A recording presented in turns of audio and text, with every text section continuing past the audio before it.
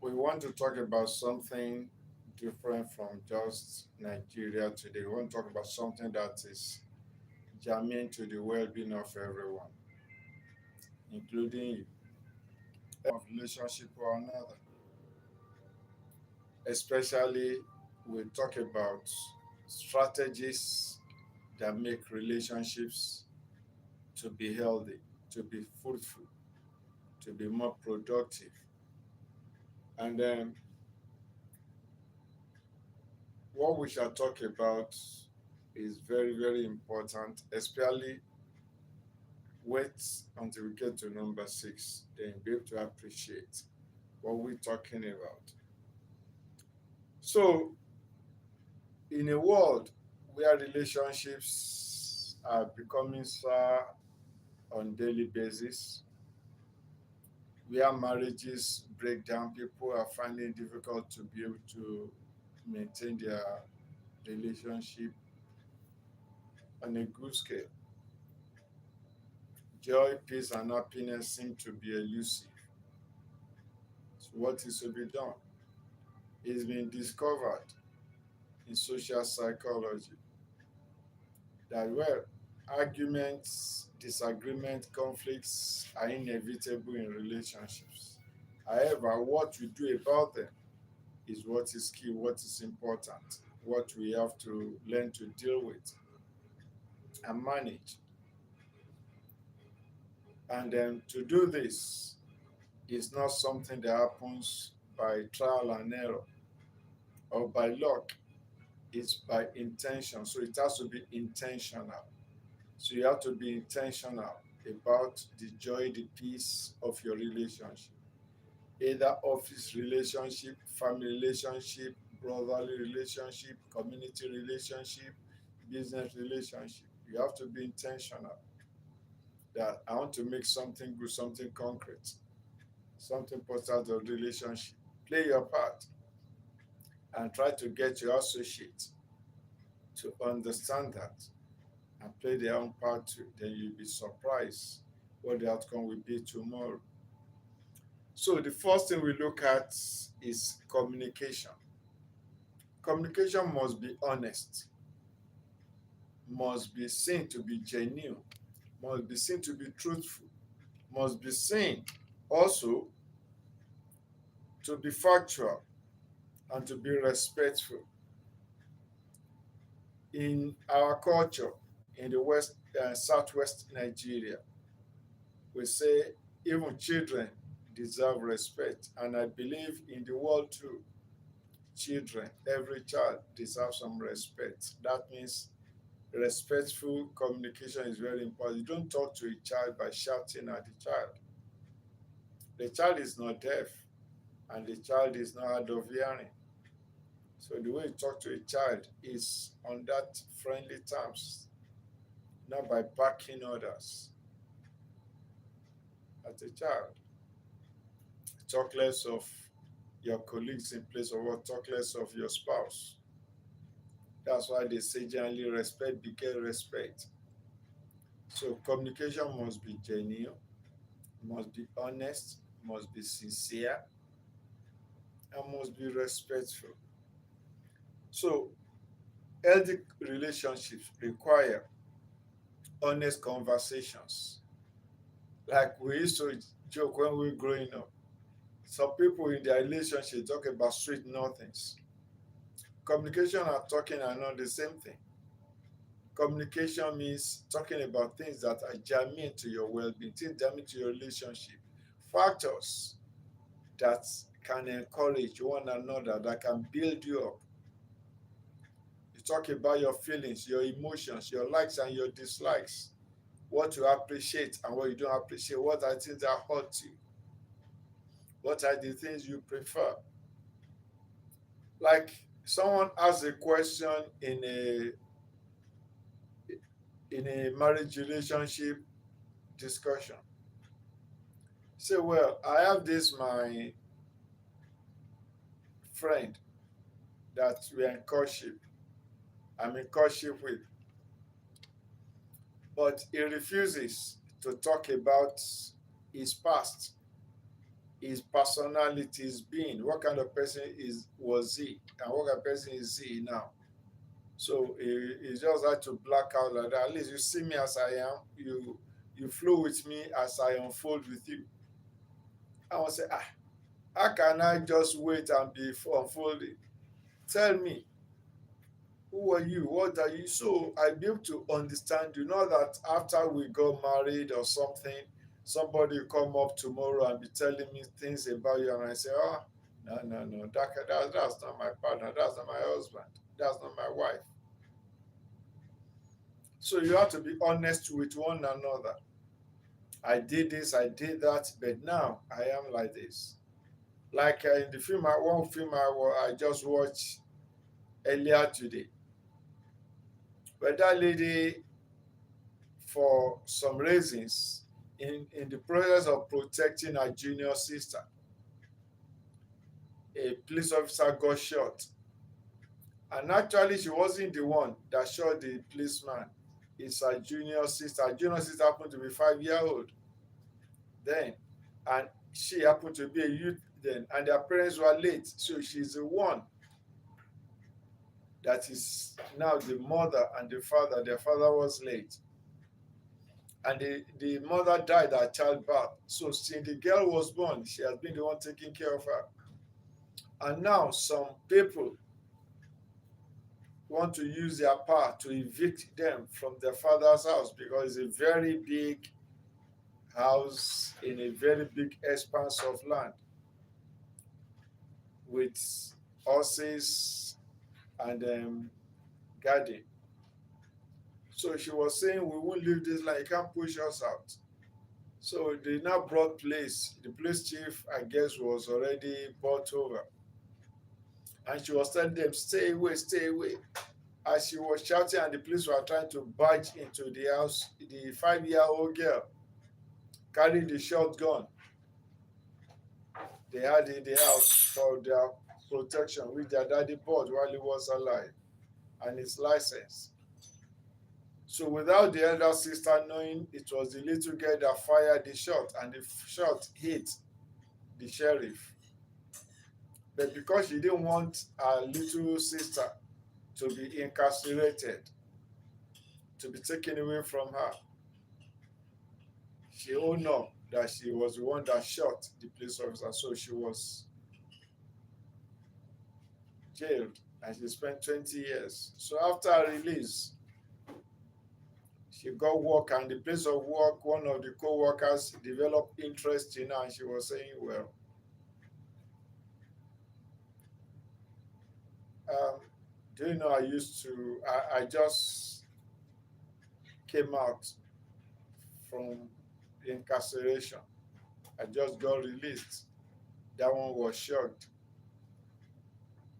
And that's how he lost his appetite. And the lady also lost her appetite at the lunch they went for. See, she didn't want to wait until maybe they sign the door, tell somebody, do you know that your girlfriend or your boyfriend or the man you claim to be your husband is an ex-convict? Even though it's a changed person, but it's good to know so that nobody will be using that one to abuse you or to blackmail you or to do something like that or to shame you or to body shame. So it's good to always be open, to be honest with one another. And you have to be able to practice what is called active listening. Active listening means we're discussing now. Instead of you to listen to me, you are busy always talking to someone else on your phone or typing something on your phone. And I'm busy telling you something that is germane to my joy, to my peace, to build out something that is about to building up a relationship. And it's as if you ignore me totally and you are just working on your playing with your phone or just doing something else. That means you know that is what I'm saying is not relevant to you, it's not important to you. So that is active listening. And you have to also make your statements clear, unambiguous, so that you are telling me something, don't speak in metaphors and in parables. If you speak in parables, I tell you, please, I don't understand. Can you be more explicit?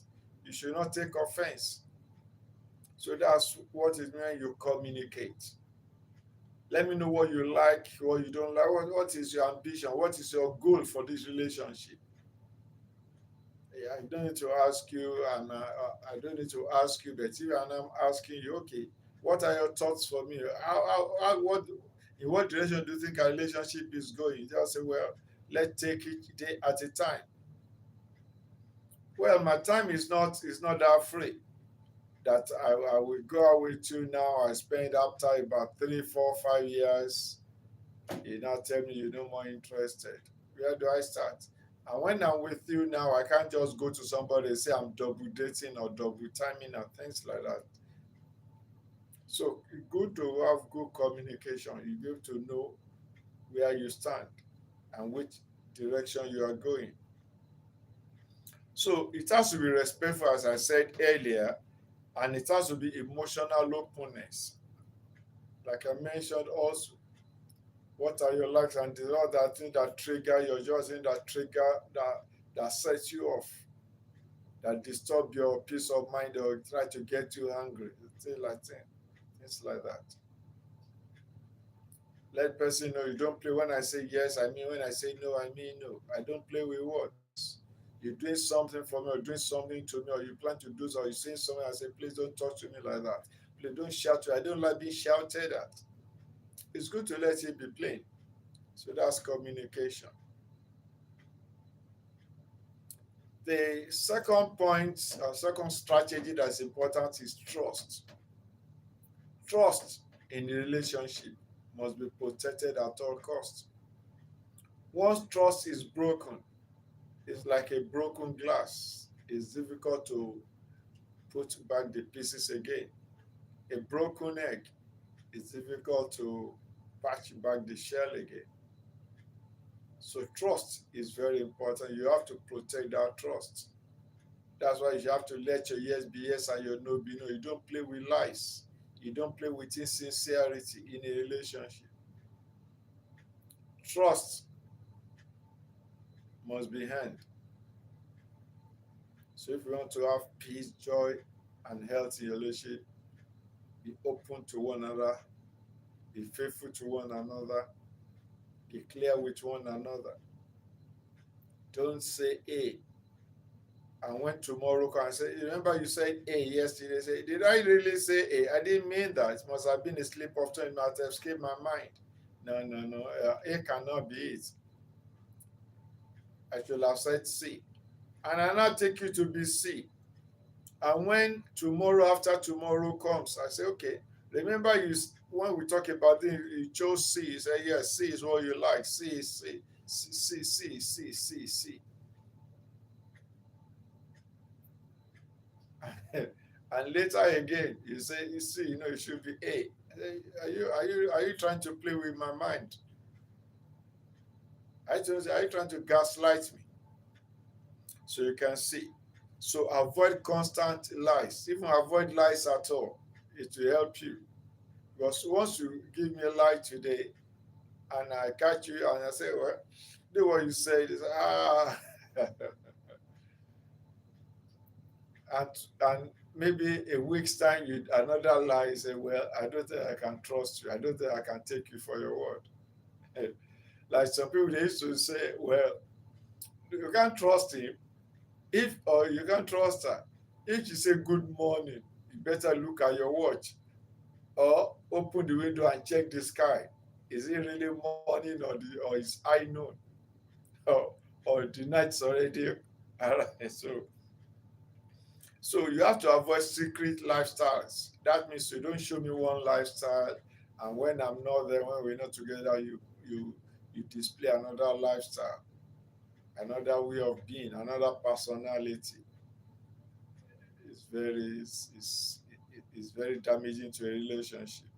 Then emotional cheating is also something that needs to be avoided. Then manipulation. Some people like to manipulate. Once you understand, well, because I've told you a lot of things about me, you now try to do that, do this, and emotional blackmail, all those things. So trust grows when words and action match consistently. Your words and your action, they match. then it will be easier for me to trust you. Even when you are not there, I can say, no, I trust you. I trust her. You know, she told me this and I believe it. When you say you're going to XYZ, even if you get to XYZ, you go to somewhere else, at least you still get to XYZ, but you didn't go to XYZ at all. And somebody said, well, where did he? I said, oh yeah, she went to XYZ. Say, I'm just coming from XYZ. I've been there for the past 3 hours and I just left some minutes ago. And I still have some pilots, some friends there. Should I call them to check? And I call and say, well, he or she is not here. What then? So be transparent with your partner. Very, very important. And remember, suspicion destroys peace, destroys joy, destroys healthy relationship more than people realize. The third one is learn the power of forgiveness. No relationship is perfect. We like to offend one another, cross each other's path one way or the other. The ability to forgive doesn't mean that you condone what you should not condone. Ability to forgive is you don't allow that disappointment, that hurt to stay in your being, to grow and develop into malice and some poisonous emotions and attitudes. So there'll be misunderstanding, there'll be disagreements, and offenses, like the Bible says, offenses are bound to happen. But forgive doesn't mean that you give the person upon to repeat the same hurt again. No, you don't make yourself open to that to abuse. So you have to be assertive in that case. But holding on to grudges is damaging to long-term relationships. So healthy couples choose to solve their problems and tell, please don't do that again. Don't talk to me like that again. Don't touch me like that again. Don't you dare. Don't you dare. So the fourth one is financial understanding. Like here in Nigeria, there is a proverb that says that money separates the best of friends. In Yoruba, they say, "Owó ló ń ba ojú ọ̀rẹ́ jẹ́." So when people say they cannot trust you with money, then so in a relationship, learn to show financial responsibility and financial uprightness. So where money is involved, choose to manage.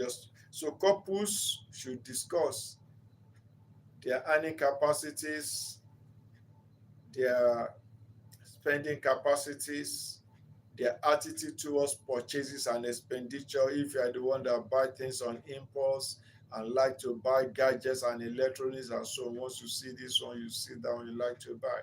So you discuss it with your spouse, then you work at it together because it can become a problem when tomorrow comes. Then you discuss your saving goals. Do you have saving habit at all? Do you like saving? What's your attitude towards saving? These are some of the things you need to discuss. It will help. It will help.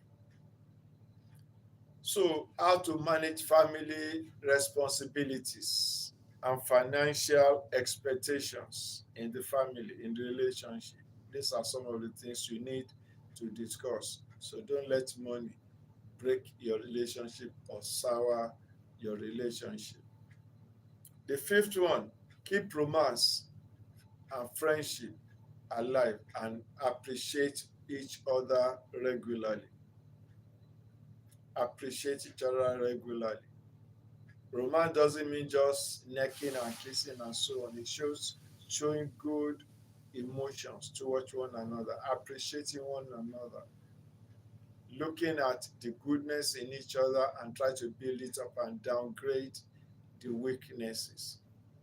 You don't poke my weakness in my face and don't use it to deride me or to abuse me or to play with my senses or to use me to do comparative analysis with some other people. So don't do things that will hurt me. I don't do things that will hurt you. I know things that hurt you. I try to avoid them. You know that can hurt me, hurt my feelings. I try to avoid them and things like that. So it's very important. A friend is somebody who knows the best and the worst about you and still choose to love you and like you and still relate with you all the same.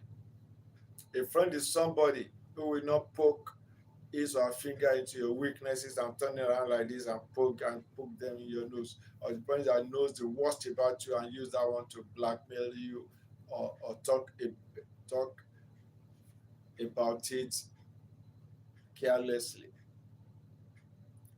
A friend, someone that protects your interests, watches your back, and cares for what is for your joy, for your peace. A friend is someone that desires the best for you and not just desire, he works for the best. He's seen to be doing the best for your joy, for your peace, for happiness, for your growth and development, to boost your destiny and your personality. So learn to say simple words like thank you, I appreciate you, you good, that's fine. So, and if you see anything that I've done, I see something that you have done and it needs some amendment, is not, could have been done better. You don't start with the negatives, you don't start with the shortcomings. First of all, appreciate the good thing or the good aspect of that statement, of that action, of that process that person has done first. Well, it's good you have done this. Well, you really try, you really give you some thought. However, not but, however, if you now consider this angle, consider that angle, do this way, do it that way, don't do it, next time try it. You see that it will come out finer. Don't start with the negatives, don't start with the shortcomings. That's how to show respect and true friendship. And when you see any shortcoming, instead of correcting me outside openly when you could have called me one on one or just chat me up and just tell me or just try to cover me up in that place, try to block the shortcomings. And when we are now one on one, you now say, well, we say, I want to do that. Well, this thing, this thing, this thing, this thing, this thing. I will appreciate you more. It helps love to grow. Okay. So the sixth one is something you already know, that is choose maturity over ego. Yes, you are good. Yeah, you are smart. Yes, you are rich. Yeah, you are wealthy. Well, yes, you are well connected. But because you're dealing with someone you love, you appreciate, you don't show yourself, you don't prove yourself.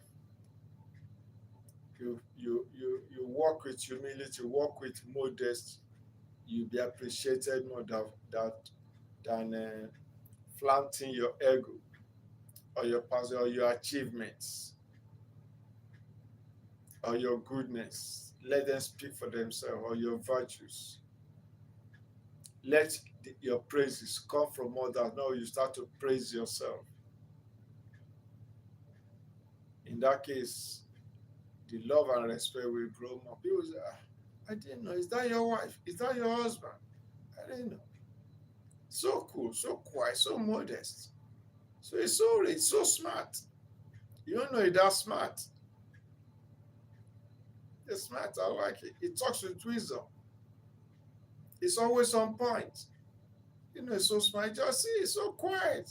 Doesn't even show.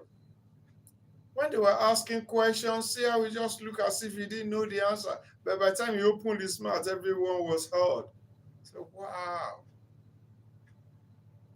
what a wisdom. What a level of understanding.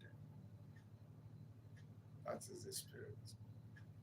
So thank you for reflecting with me on Isinuga Reflections. This is a channel that is concerned about your joy, your peace, your growth, and the development. I know you have only one life, and you're supposed to live it well. Joy, peace, and your happiness are non-negotiable. Don't allow anybody to toy with them. Thank you once again, and God bless you.